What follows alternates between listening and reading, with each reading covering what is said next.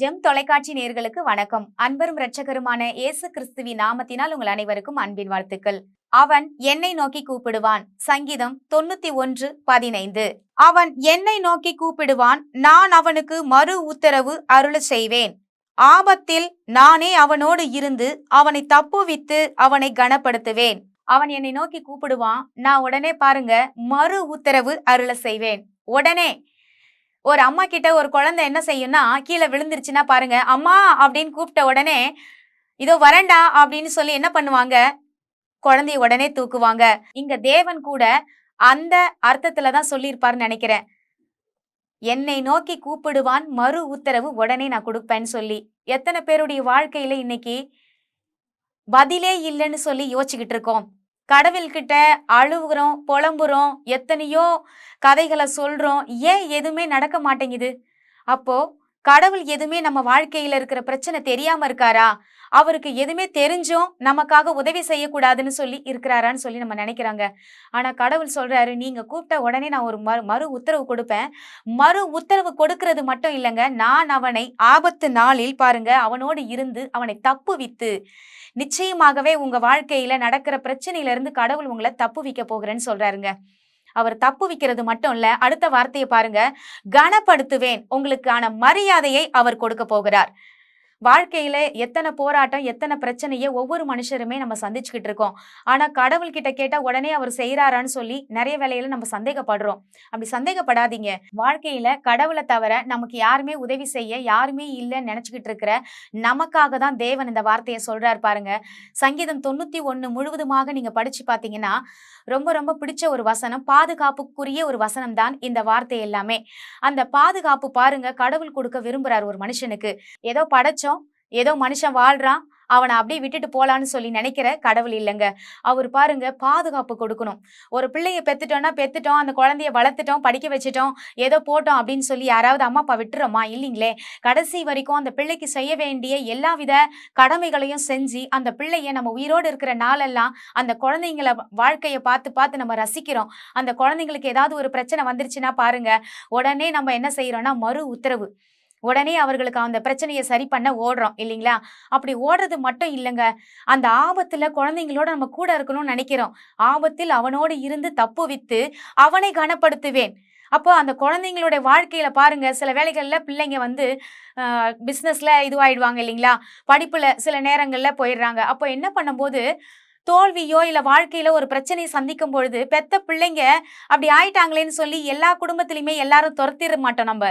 அவங்க கூட இருந்து அவங்களுக்கு பாருங்க, இது தப்புடா, இது கரெக்டுடா அப்படின்னு நம்ம சொல்லி கொடுத்து என்ன செய்யறோம்னா, அவங்க ஒரு மரியாதையான ஒரு வாழ்க்கைய அடையிற வரைக்கும் நம்ம விட மாட்டோம். அப்படிதான் சாதாரண மனிதர்களே பாருங்க, பெத்த பிள்ளைங்க மேல இவ்வளவு பாசம் வச்சிருக்கும் பொழுது உங்களையும் என்னையும் உண்டாக்கின தேவன் ஒரு நாளும் அவர் மறக்கிற தேவன் அல்லங்க. அவர் மறந்துட்டா இந்த உலகத்துல நம்ம வாழ்ந்தே இருந்திருக்க மாட்டோம். இவ்வளவு நாள் நம்மளுடைய சுவாசம் இந்த உலகத்துல நம்ம வாழ்ந்து கொண்டு இருக்கிறோம். நமக்கு எந்த பிரச்சனை வந்தாலும் அதுல தப்பிச்சு பாருங்க மேல் மேலும் நம்ம வாழ்க்கையில பலப்படுத்திக்கிட்டே தான் இருக்கிறார் அவரு. அப்போ நம்ம என்ன செய்யணும்னா, கடவுள் அவர் நம்மை தப்பு வைக்கிறவன் முதல்ல நம்ம நினைக்கிறாங்க. எல்லா பிரச்சனைக்குமே கடவுள் தான் காரணம்னு சொல்லி எல்லாருமே பேசுறாங்க. அது பாருங்க மதத்தை சேர்ந்தது இல்ல, அது வந்து மனிதனுடைய மனதை சேர்ந்தது பாருங்க. மனுஷனுடைய நினைவுகள்லாம் எப்படி இருக்குன்னா பொல்லாதவைகளா இருக்கான். வேதம் அப்படிதாங்க சொல்லுது. பொல்லாத சிந்தனையா இருக்கு இல்லைங்களா? கடவுள் நல்லதே செஞ்சாலும் பாருங்க கெட்டதாதான் யோசிக்க தோணுது. எல்லாமே கடவுள் தாங்க கொடுக்கிறார்.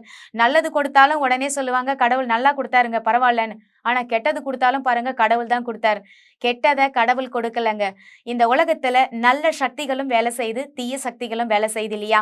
அப்போ நீங்க எதுக்கு முக்கியத்துவம் கொடுக்குறீங்க? கடவுளுடைய வார்த்தைக்கு முக்கியத்துவம் கொடுக்கணுங்க. அப்போ உங்க வாழ்க்கையில நடக்கக்கூடிய எல்லாவித நல்ல காரியங்களுக்கும் அவர் பொறுப்பு. நடக்கக்கூடிய கெட்ட காரியங்களுக்கு எது பொறுப்புன்னு பாத்தீங்கன்னா, நம்ம சில வேளைகள்ல பாருங்க நம்ம வாயை திறந்து பேசக்கூடிய தேவையில்லாத பாருங்க தேவையற்ற வார்த்தைகளும் தேவையில்லாத நினைவுகள் தான். அந்த நினைவுகளை அழிக்கும்படிக்கு தான் இயேசு கிறிஸ்து இந்த உலகத்துல வந்தார். ஆதலால் தான் உலகத்துல அவர் வரும்பொழுது பாருங்க முதல்ல பிரசங்கிக்கப்பட்ட வார்த்தை எனக்கு ரொம்ப பிடிச்ச ஒரு வார்த்தை. அவர் வந்தவுடனே பாருங்க, இயேசு கிறிஸ்துவை ஏற்றுக்கொள்ளுங்க ஏற்றுக்கொள்ளுங்க எல்லாம் சொல்லல. அவர் வந்தது கட்டுண்டவர்களை விடுதலையாக்க வந்தேன். மனதளவுல பிசாசு கட்டி வச்சிருக்கான், உன்னால எதுவுமே செய்ய முடியாதுன்னு. அப்படிப்பட்ட கட்டுகளை அவிழ்ப்பதற்காக தான் வந்தார். தரித்திரர்களுக்கு பாருங்க, அவர் சுவிசேஷத்தை அறிவிக்க வந்தார்.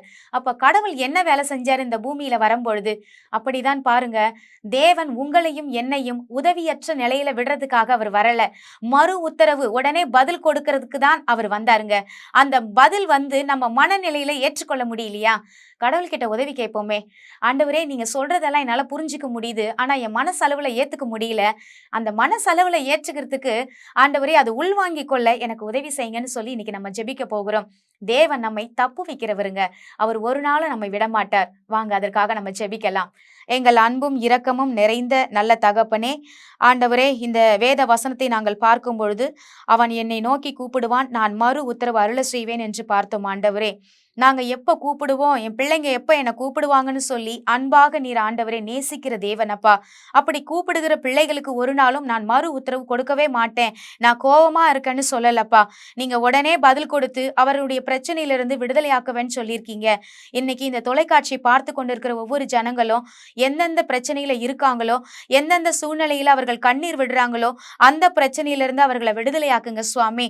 அவர்களை ஆண்டவரே ஒருபோதும் கைவிட மாட்டீங்கன்னு சொல்ற ஒரு நம்பிக்கையை கொடுங்க. அந்த நம்பிக்கையை ஆண்டவரை உள்வாங்குற ஒரு மனதை கொடுங்க சுவாமி. இந்த நேரத்தில் அவர்களை ஆண்டவரே ஒவ்வொரு விதத்துல ஒவ்வொரு ஆண்டவரை போராட்டத்திலையும் சந்திச்சுட்டு இருக்கிற ஒவ்வொரு மக்களுக்காக நாங்க ஜெபிக்கிறோம்ப்பா.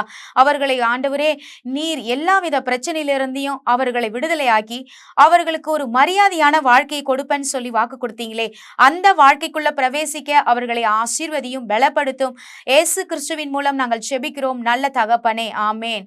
கர்த்தர் நம் அனைவரையும் ஆசீர்வதிப்பாராக. God bless you.